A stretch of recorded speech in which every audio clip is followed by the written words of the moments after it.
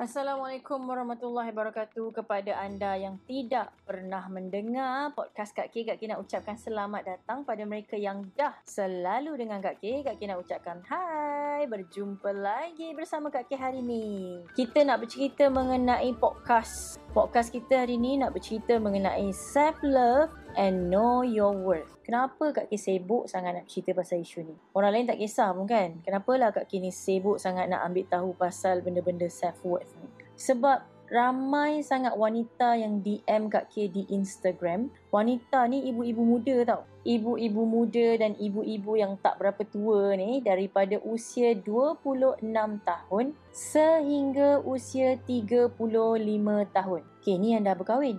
Yang belum berkahwin juga mengalami masalah yang sama, cabaran yang sama, berusia daripada surprisingly 16 tahun. Sangat surprising. Dan data yang ada pada Kak K ni, data yang bagi Kak K agak memeranjatkan. Sebab selama ni Kak K buat dalam seminar Girl Boss. Bila Kak K start masuk ke dalam Instagram, lots of women kejar Kak K dekat dalam IG. Some of them berani call Kak K terus dan cakap dengan Kak K, please listen to me, please. Saya dah rasa nak bunuh diri dah ni. To that extent. Kenapa perkara-perkara ni berlaku? Now, sebelum kita nak bercerita lebih lanjut, Kak K nak anda tahu apakah contoh-contoh perkara yang dilakukan oleh pasangan kita yang tidak menunjukkan dia sayang dan respect dan appreciate kita. Bila dia tak buat macam ni, bila dia buat perkara-perkara yang tak best begini dan kita membenarkan perkara-perkara itu berlaku, kita tolerate, kita tak kisah, kita ambil mudah, kita biarkan saja, kita pejam mata, kita telah menurunkan self-value kita sendiri. Bukan hanya pasangan, tapi juga keluarga, kawan-kawan dan orang yang dekat dengan kita dan sentiasa berkomunikasi dengan kita. Dan kita membenarkan perkara itu berlaku. Katanya sabar. Anda perlu tahu bila anda bersabar tu satu benda yang sangat-sangat bagus. Allah bersama dengan orang-orang yang bersabar. Tapi kita tak nak sabar bodoh, kita nak sabar pandai. Maknanya kita perlu tahu apa yang sedang berlaku. Kalau kita tak tahu tu memang kita sabar bodoh. Sekarang kita dah tahu dia nama dia sabar pandai. Maknanya kita sabar dalam masa yang sama, kita lakukan tindakan untuk memberhentikan perkara itu dari terus berlaku. So kita break the pattern. We are the one who going to break the pattern. Kehidupan ini adalah kehidupan kita. We choose how we want to live. Now, apa contoh-contoh perkara yang tak best? Kak K bagi contoh. Pertama, abusive secara fizikal. Bila seorang lelaki itu abusive, memukul wanita, tak kisahlah isteri dia, anak dia, saudara mara dia, girlfriend dia, makwa dia, dia telah menyebabkan kita mendowngradekan diri kita. Dan sekiranya anda belum kahwin, tolong lari daripada relationship. Sekiranya anda dah berkahwin, cek balik kenapa dia pukul. Adakah perkara itu perkara yang terlalu serius? Pastikan anda dapatkan hikmat nasihat daripada orang yang pakar. Orang yang pakar ni siapa? Pakar agama sayang. Ustaz, suami saya pukul saya atas sebab ni. Adakah benda ni wajar dalam Islam? Kenapa Kak K suruh anda pergi tanya? Sebab kalau Kak K cakap pada anda benda tu salah, anda akan rasa macam okay fine. Tapi kalau ustaz tu cakap, bila anda tanya pada ustaz tu dan ustaz tu cakap ia adalah satu yang tidak wajar, ia adalah satu yang salah, dia adalah seorang yang mempunyai credibility yang tinggi dan anda mudah untuk melakukan tindakan bila dengar orang yang ada credibility lebih tinggi daripada anda untuk buat tindakan yang baru. Pukul fizikal ni, kita boleh nampak. Perkara yang lebih teruk adalah pukul mental. A mental abusive is the worst. Ia adalah seperti sebuah pokok yang besar, dibesarkan oleh ibu ayah dengan sangat baik. Tiba-tiba datang seorang lelaki, hari-hari simbah racun pada kita. Apa akan jadi pada pokok yang besar tadi? Mati pasti akan mati. We don't want to be that tree. We are much more than that. Kita jadi pokok yang besar supaya kita boleh bagi hasil yang lebih banyak pada ramai orang. Supaya kita boleh bagi teduhan yang besar pada ramai orang. We are made for more. Know your value. Kata-kata yang kesat tu dikira mental abusive. Kritikan yang terlalu teruk tanpa cadangan adalah mentally abusive. Mengata mengumpat isteri di belakang adalah mentally abusive. Mengcomparekan isteri adalah mentally abusive. Mengeluarkan carutan-carutan adalah mentally abusive. Menaikkan suara tanpa sebarang hal, marah-marah cari pasal adalah mentally abusive. Sentiasa rasa isteri tak cukup. Ada je perkara yang membuatkan dia rasa you're not enough. It's a mentally abusive. You need to break the pattern. You kena bagi tahu husband you, or you have to do something to let your husband know that this is wrong. This is very, very wrong. I am made for more. I don't deserve this. Please stop abuse my mentor. So you have to break the pattern. Kak Ki tak suruh anda bergaduh. Jangan bergaduh.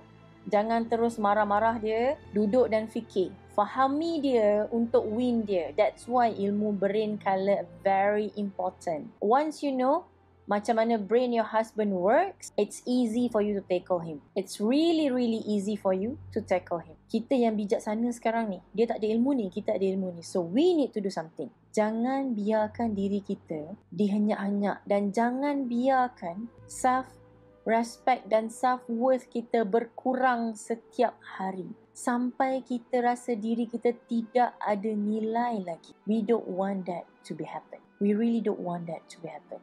Apa kesan dia bila kita biarkan benda ni berlaku? Pertama, anda sedang mencipta habit. Habit menerima. Habit mengurangkan self-worth anda. Habit menelan segala yang pahit hidup-hidup. Habit sabar bodoh. Habit membenarkan perkara yang tidak baik install dalam diri anda. Untuk perlahan-lahan mati.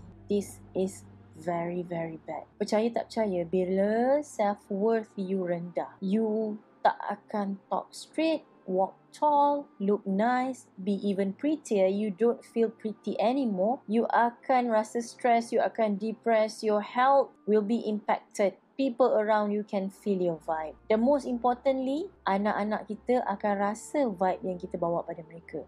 Dan Kak Ki paling risau, paling Kak Ki takut bila anak perempuan kita ataupun anak lelaki kita nampak perkara ni dan mereka juga install benda tu pada diri mereka. It's normal. All this is normal. Kak Ki sangat-sangat risau perkara begini berlaku. We cannot do that. We have to stop this. We really have to stop this. Apa lagi yang berlaku? Lama-lama kan kita akan jadi benci pada pasangan kita. Kita akan jadi benci pada parents kita. Kita akan jadi benci pada adik-beradik kita. Kita akan jadi benci pada kawan-kawan kita. Kita akan jadi benci pada semua orang. Last, kita akan jadi benci dan sangat-sangat benci dengan diri kita sendiri. At that point, kita akan rasa semua benda di sekeliling kita tak kena. Tak ada apa pun di sekeliling kita yang best. Kita rasa Tuhan tidak berpihak pada kita dan kita rasa masalah tak henti-henti jatuh bertimpa-timpa.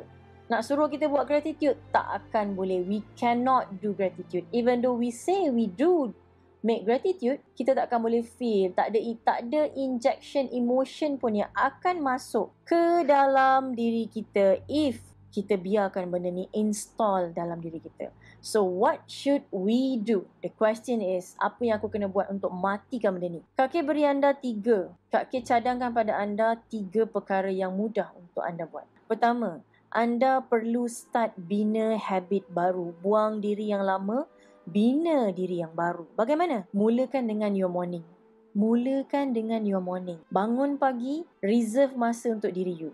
Kalau you cakap tak sempat, bangun lagi awal. Kalau you kata pukul 6 saya dah busy buat anak, buat tu, buat ni. Bangun pukul 5.30. Bangun pukul 5. Reserve 30 minit for yourself. You need to work on yourself. Love yourself and respect yourself enough to install a new program to yourself. So wake up early. Start your morning early with you. With you, baby. With you. You need to start your morning right this time. Kedua, Kak Ki cadangkan kepada anda, bila berdoa pada Allah, Ya Allah, Ya Tuhanku, aku ni tak mampu, Ya Allah. Kau datangkan cabaran ini, kau tolonglah aku selesaikan cabaran ini. Kau jumpakan aku, Ya Allah, dengan orang-orang yang boleh bantu aku untuk selesaikan cabaran ini. Ya Allah, Ya Tuhanku, Engkau yang bagi masalah ini, kau tolong aku selesaikan masalah ini. Hanya Engkau je yang boleh tolong aku, Ya Allah. Doa macam tu non-stop dan zikir astaghfirullahalazim setiap hari. Lebih 1000 supaya Allah hapuskan dosa kita, diangkat hijab, dibukakan jalan, dimudahkan segala rezeki untuk kita.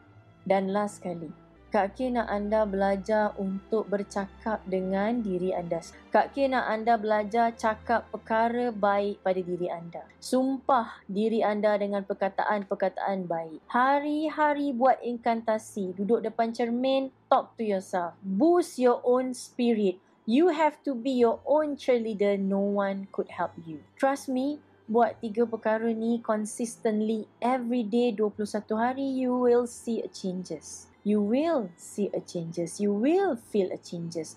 Do it.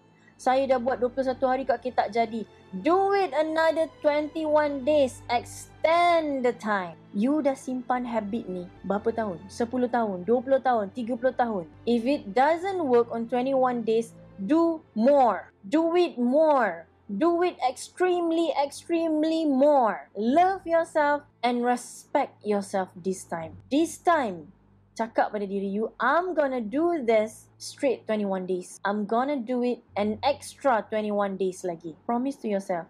You're not gonna break your promise to yourself this time. Not this time. This time, you're gonna do it for you.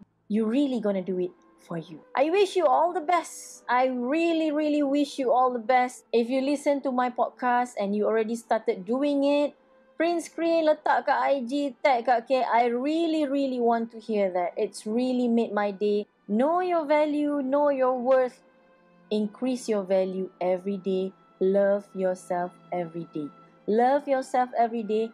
Love yourself every day. Assalamualaikum.